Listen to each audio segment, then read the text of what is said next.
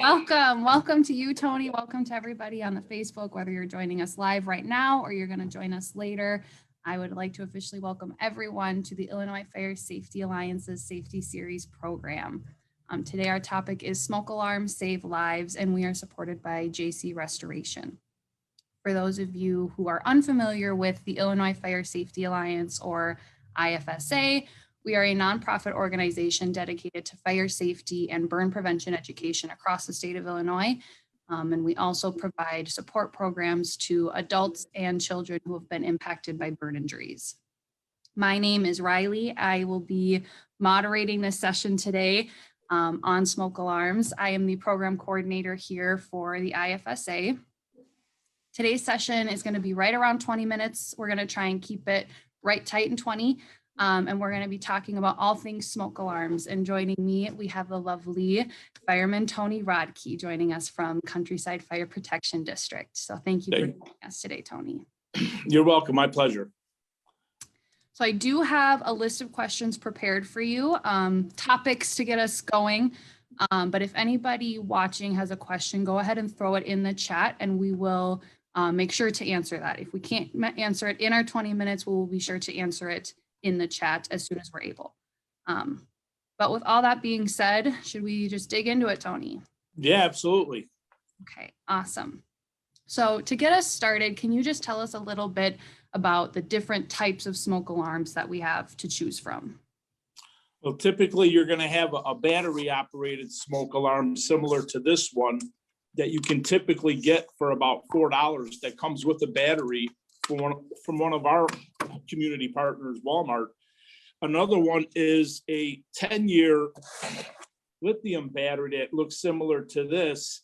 And once it's activated, it's good for 10 years. And then there's the interconnected smoke alarms that a lot of new construction have. So when one smoke alarm sounds off, they all sound off through the house. Got it.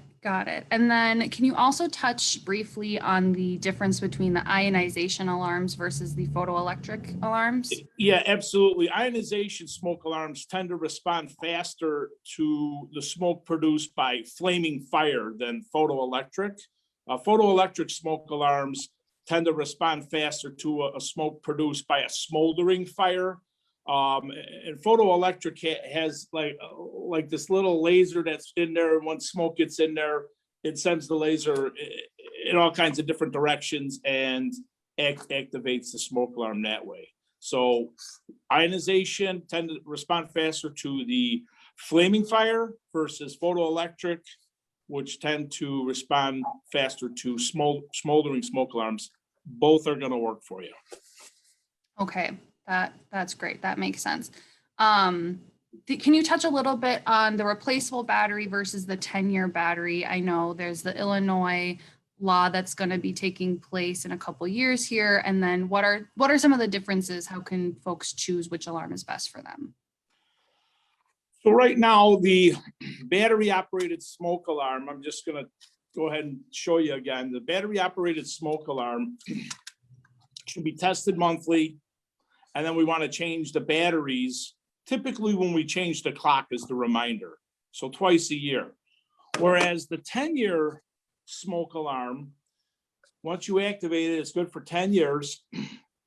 You're not going to have to purchase batteries when we want to change the clocks or when the smoke alarm seems to be not working or you hear a chirp. Lots of times you hear a chirp. If you're not changing your batteries to do the preventive maintenance, and that's indicating low battery. But with the 10-year, you're not changing batteries, you activate it, and after 10 years, you're going to replace the whole thing. In fact, when you're changing batteries now, folks, for all you millions of viewers out there from Illinois Fire Safety Alliance Nation, you want to don't wait, check the date, and that means look at the date on the back of the smoke alarm.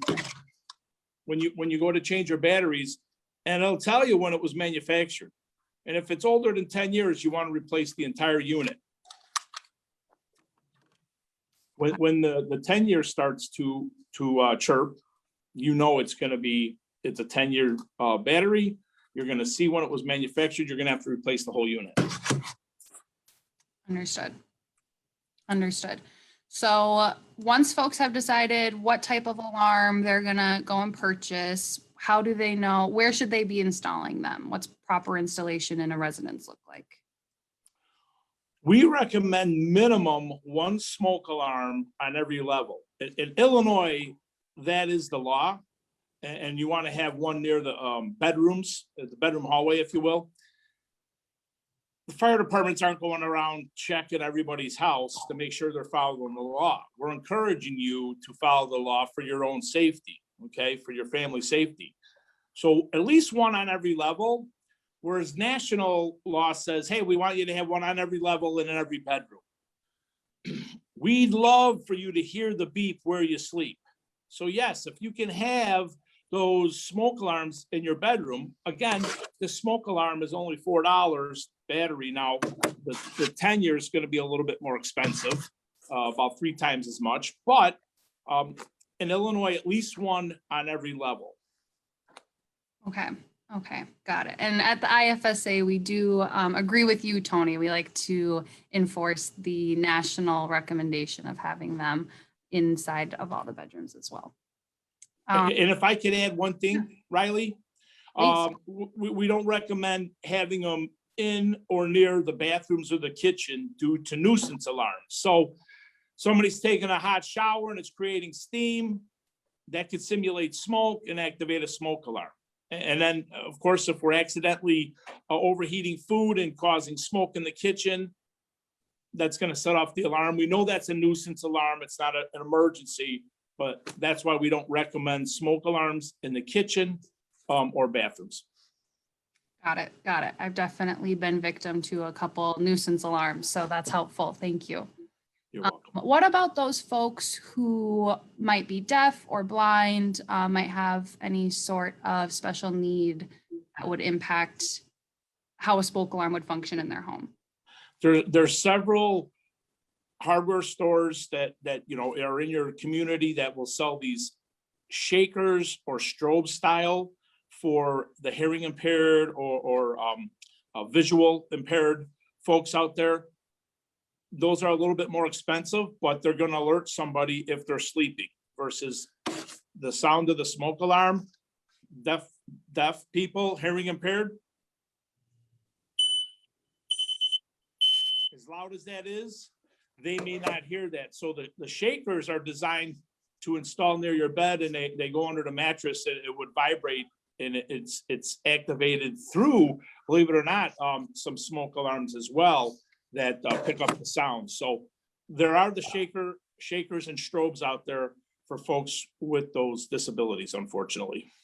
Got it. Got it. Thank you. Okay, so now everybody's favorite topic, maintenance. How should we be taking care of our alarms to make sure that they are protecting us for their life? As we encourage the children in the classes to test smoke alarms monthly, and we tell them, we know you can't do that, but you want to remind mom and dad. And the good thing about that is you're showing love for your family and your parents. We tell the children, they're going to be happy that you reminded them, and testing them monthly is part of the maintenance, making sure that they're working. If the battery has gone dead over time and nobody's tested the smoke alarm, it's not going to do them any good in a real emergency. And like we like to encourage the children, show love for your family. And that's showing love for your family by reminding mom and dad to test them monthly. And then, of course, at this time, changing the batteries in your battery operated. And the folks who have the interconnected smoke alarms, same thing, those batteries need to be replaced. There are batteries, backup battery power, because if we lose power, electrical power, that's how the smoke alarm's gonna work in a power outage, is the battery. So those still need to be changed as well. So that's part of the maintenance. In addition to that, if we can take an occasional duster around them, a feather duster, or the little handheld vacuum to get the dust out, that's a nice thing to think about and do probably when you change your batteries at this time. Once we do move into 10-year smoke alarms here in Illinois, It'll be more of a reminder. We'll probably be promoting that more often to make sure that they're cleaned out that way, dusted or vacuumed, so that the bugs don't get in there. Little spiders get in there, or just the dust itself, kind of like exhaust fans in bathrooms and restrooms. You can see the dust buildup if it's not cleaned or maintained regularly. Got it. Got it. So testing monthly, dusting when you test, and then making sure if you have replaceable batteries, they're getting swapped out at least biannually. That's what we promote. Change your clocks, change your batteries. Perfect. Perfect. Okay. And I know we've kind of touched on it a little bit, but could you just go into a little more detail about that new Illinois smoke alarm law?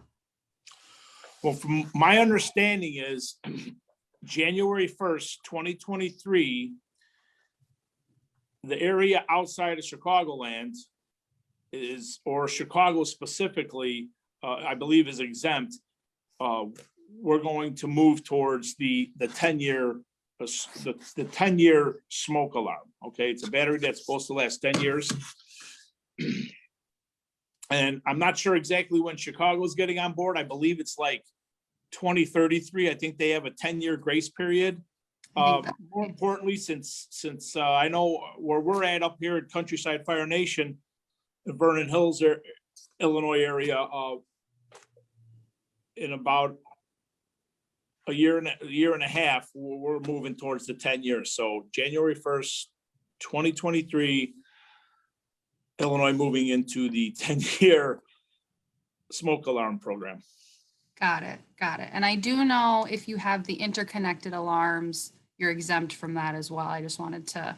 Yes, thanks for adding that in there. I appreciate that. No problem. And then, sorry, I'm getting some feedback from my team. Awesome. Awesome. Sorry. All right. So you were talking about showing love for your family by testing your alarms. Would you say a fire escape plan is another good way to do that? Absolutely. And we really start harping on that in the 4th grade with the Great Escape Challenge, and having the students learn how to design an escape plan for their families, and then practice it. And one way you practice it is test the smoke alarm. You hear the smoke alarm, everybody should know they need to evacuate and get to their meeting place. So, and that is definitely showing love, and it's a great family activity for moms and dads out there watching right now. If you really haven't sat down with your children, this is a perfect time. The weather's breaking. Sit down, make a plan up, because we may not go out all the same door, and that's the purpose of the plan. And it's going to take away that anxiety. If there ever is an emergency, we hope there never is.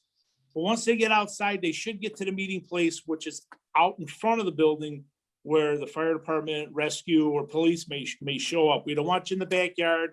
We don't want you down in the basement. It's outside, not too far away. A lot of people are like, oh, it's down at the end of the street, like at the end of the driveway at the mailbox.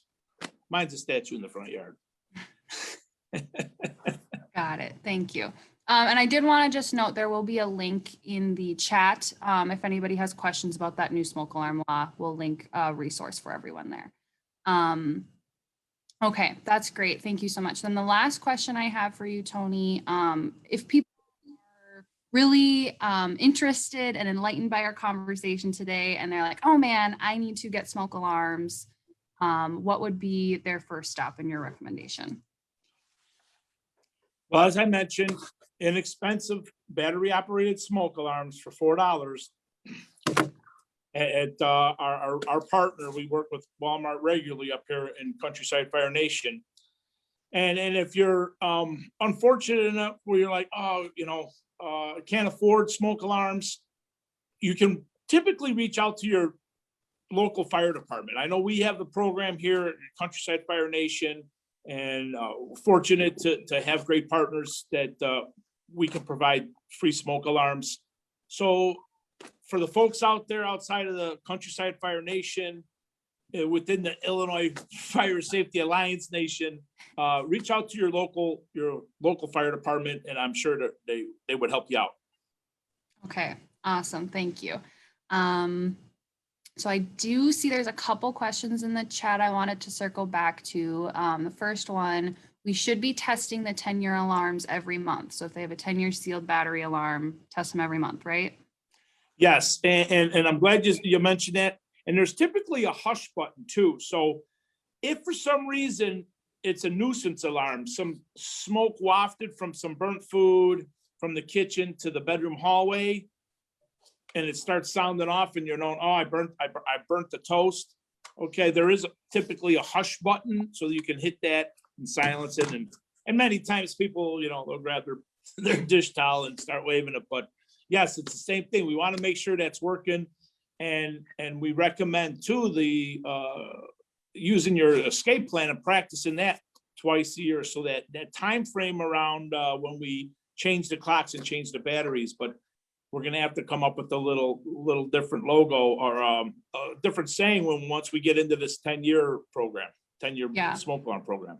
Yes, for sure. We'll help you with some of that messaging for sure. Okay, and one last question from the chat. How do some of the new smoke alarms out there that connect to one's phone work for detection? Are you pretty read up on those new Wi-Fi smoke alarms?